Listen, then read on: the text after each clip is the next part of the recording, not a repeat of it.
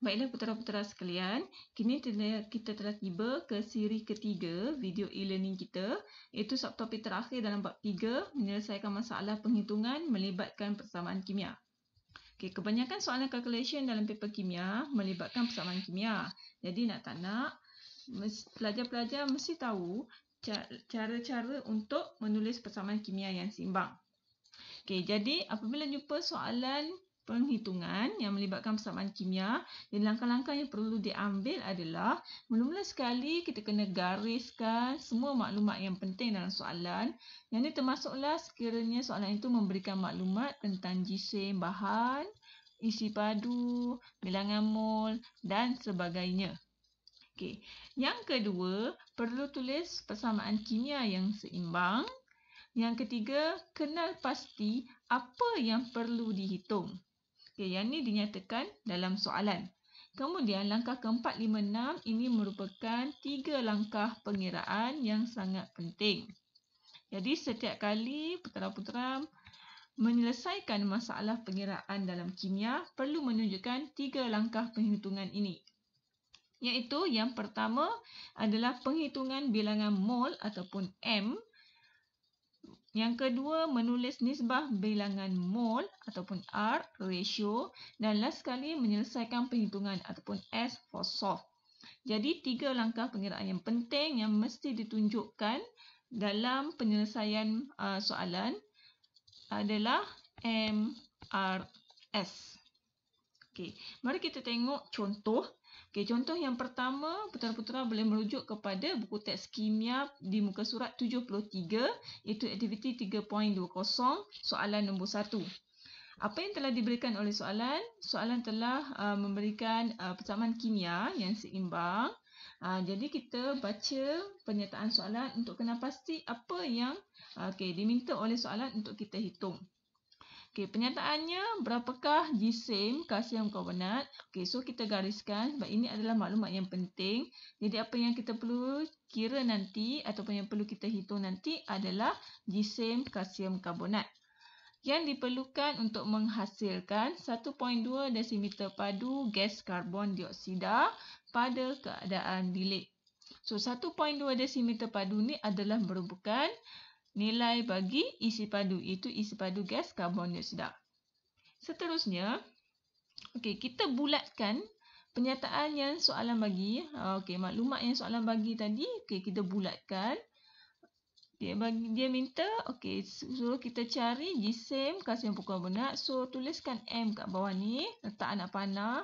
Letak tanda soal sebab yang ni yang kita tak tahu lagi nilai dia. Dan yang kita dah tahu ialah karbon dioksida. Sebab soalan bagi nilai dia, isi padunya adalah sebanyak 1.2 desimeter padu. Kita tulis macam ni supaya jelas.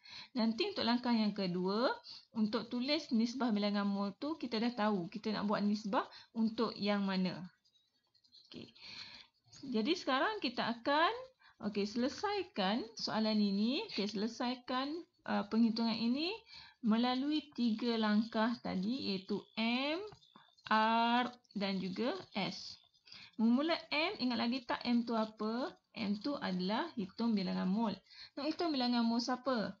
Hitung bilangan mol berdasarkan apa yang soalan dah bagi. Soalan dah bagi isi padu gas karbon dioksida.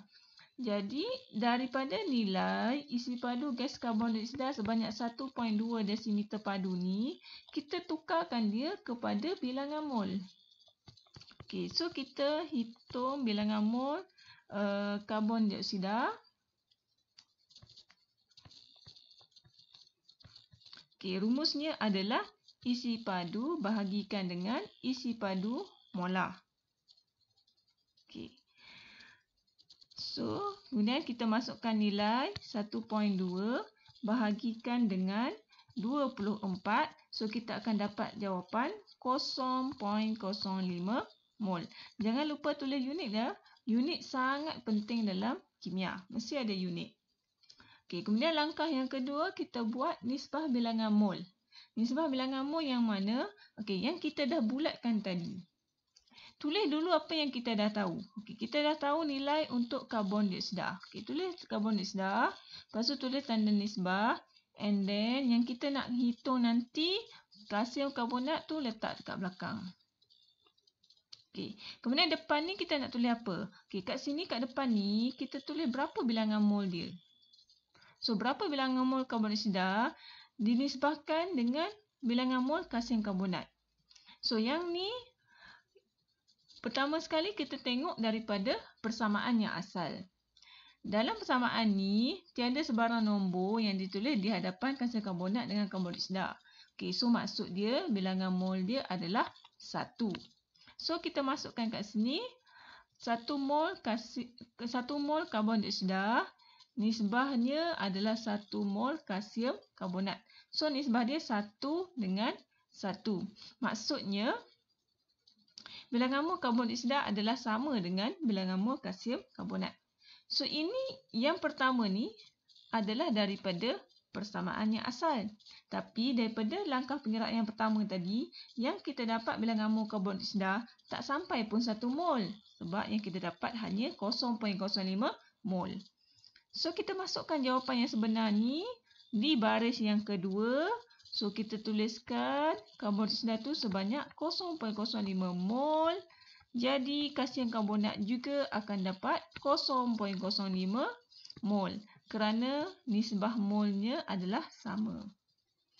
So, bila kita sudah tahu bilangan mol kalsium karbonat ni, kita akan gunakan maklumat ni untuk selesaikan dia, iaitu penghitungan jisim kalsium karbonat.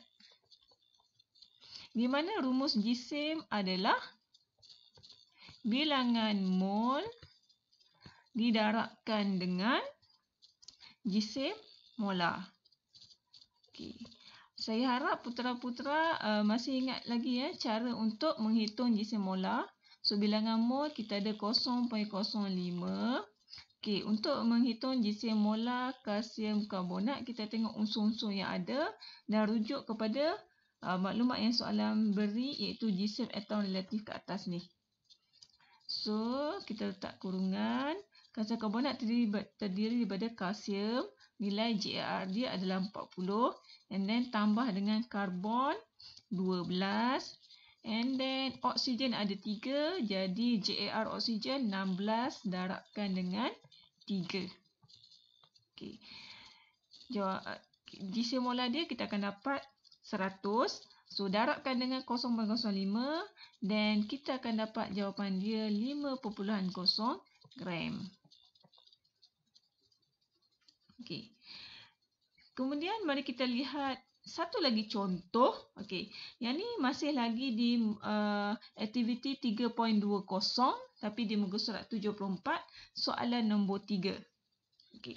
Ayat soalan, satu sampel ferrum 3 oksida dipanaskan dalam aliran gas hidrogen berlebihan untuk menghasilkan 5.6 gram logam besi.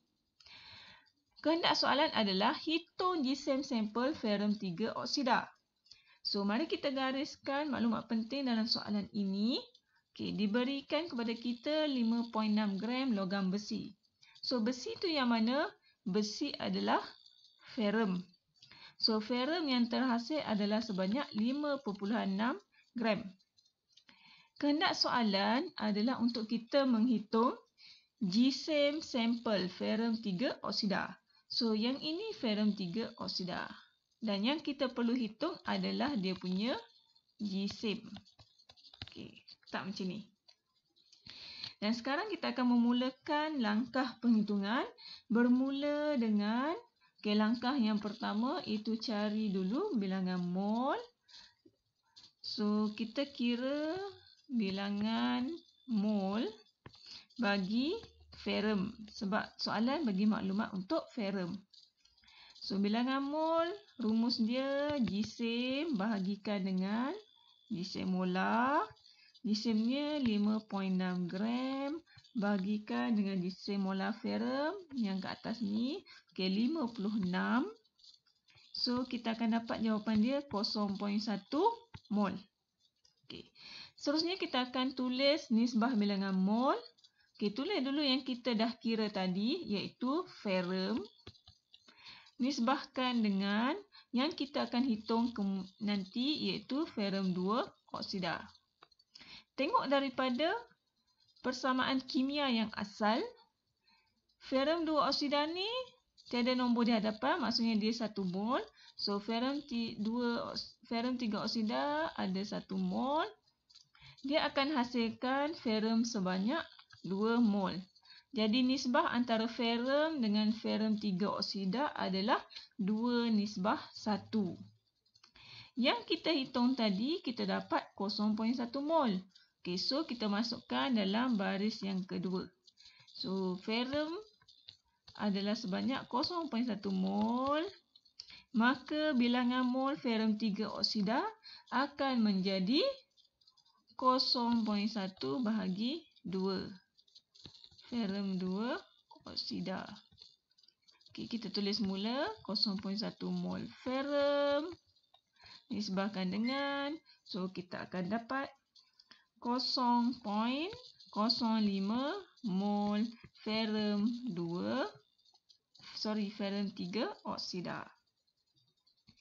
Dan last sekali, okay, langkah ketiga iaitu F, itu solve. Kita akan kira gisim bagi ferum 3 oksida tu tadi daripada maklumat bilangan mol ini. So, gisim ferum 3 oksida sama dengan bilangan mol darabkan dengan gisim molar dia. Bilangan mol 0.05 darabkan dengan, okey, ferum ada 2. So, 56 darabkan dengan 2 ditambahkan dengan 3 oksigen. 3 darab 16. So, kita akan dapat jawapan dia 8.0 gram. Okey. Baiklah putera-putera sekalian, jadi saya harap ketiga-tiga video itu telah pun memberikan manfaat kepada para putera untuk mengulang kaji tajuk persamaan kimia dan juga penyelesaian masalah penghitungan yang melibatkan persamaan kimia.